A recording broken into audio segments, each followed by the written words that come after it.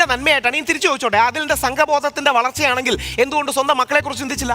നിങ്ങളെന്ത് പ്രാന്തായി പറയുന്നത്? എനിക്കൊന്നും മനസ്സിലാവുന്നില്ല. മനസ്സിലായില്ല? മനസ്സിലാക്കി തരാം. എന്തുകൊണ്ട് സ്വന്തം അച്ഛനും അമ്മയെ കുറിച്ച് ചിന്തിച്ചില്ല? ഭാര്യയെ കുറിച്ച് ചിന്തിച്ചില്ല? ഞാൻ അതിനൊക്കെ മറുപടി പോകാനായിട്ട് വേണ്ടി ഈ വിഷയങ്ങൾ അറിയുന്ന ആൾക്കാരെ വിളിച്ച് നിങ്ങൾ ഇരുത്തണം. ഒന്ന് ആദ്യം മൈത്രൻ സാർ മനസ്സിലാക്കേണ്ടത്, നിങ്ങൾ വലിയൊരു കോപ്പല്ല.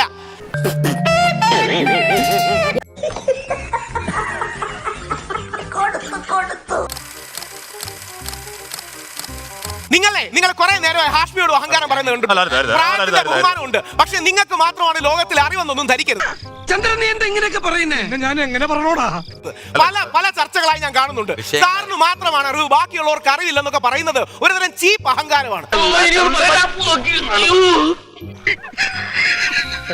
എനിക്ക് അത്ര ചിരിയൊന്നും വരുന്നില്ല.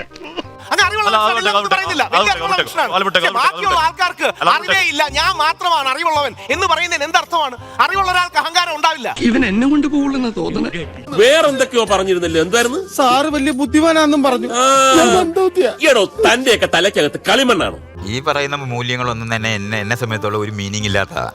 ലോകത്തിനെ മനസ്സിലാക്കാൻ ഉപയോഗിക്കേണ്ട ആധുനികമായ ലോകവീക്ഷണങ്ങളുണ്ട്. ആ ലോകവീക്ഷണങ്ങൾ അറിയുന്ന ആൾക്കാരുമായിട്ടാണ് ഡിബേറ്റ്. ഒരു പിയർ റിവ്യൂ റിസർച്ച് പറയും. എനിക്കറിയില്ല.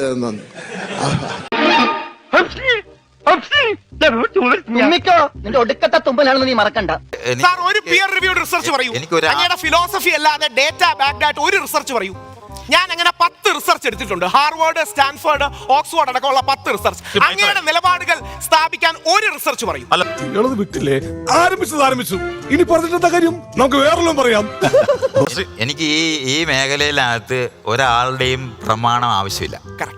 അതായത് റിസർച്ച് ആവശ്യമില്ല. ഞാൻ എന്റേതായ ഡയലോഗുകൾ ഉണ്ടാക്കും. വിശ്വാസിക്ക് അയാൾ താങ്കളാണ് വിശ്വാസി, താങ്കൾ അന്ധവിശ്വാസിയാണ്. ഡോഗ്മയിൽ പിടിച്ചിരിക്കുന്ന അന്ധവിശ്വാസിയാണ്. ആടാ വടല മൂഞ്ചി. ഇനി ഞാനിവിടെ നിന്ന് ഡയലോഗ് പറഞ്ഞ കരഞ്ഞു പോകും. ഉസ്മാനെ, രക്ഷപ്പെട്ടോ.